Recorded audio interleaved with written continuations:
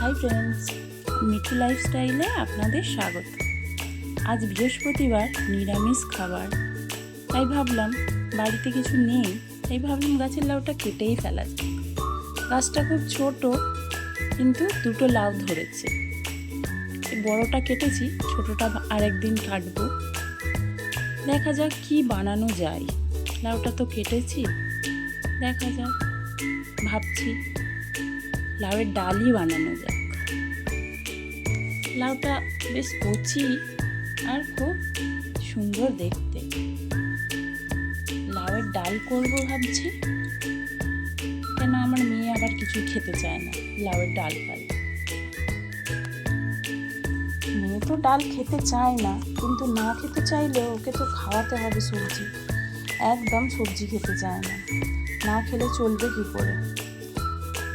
এই সময়টা করে নিই ডাল ভাজাভুজি, রাতে কিছু একটা ভালো করে দেবো, কেননা আজকের বাজারে যাওয়ার মতো কেউ নেই।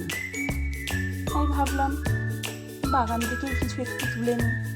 আমি শখে টুকটাক সবজি ফবজি নিজের বাগানে চাষ করি, নিজের খাবার মতো।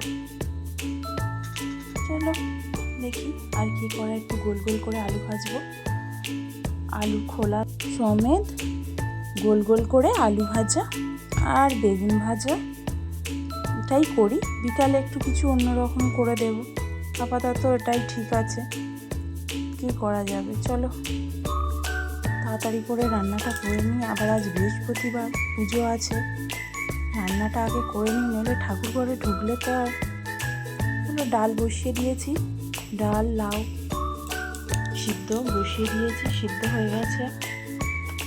কড়াই তেল দিয়ে দিলাম, একটু জিরে, কাঁচা লঙ্কা আর টমেটো, একটু নেড়ে, একটু নুন দিয়ে, একটু হলুদ দেওয়ার পরে ভালো করে নেড়ে নিয়ে ডালটা কড়াই দিয়ে দিলাম।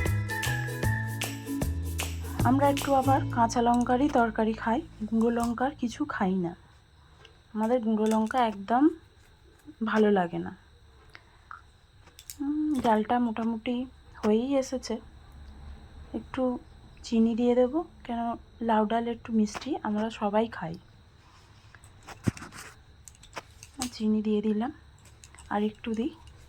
ফুটে গেলে এবার নেড়ে নামিয়ে নিয়েছি। বেগুন ভাজা আলু ভাজা সব হয়েই গেছে। চলো শেয়ার লাইক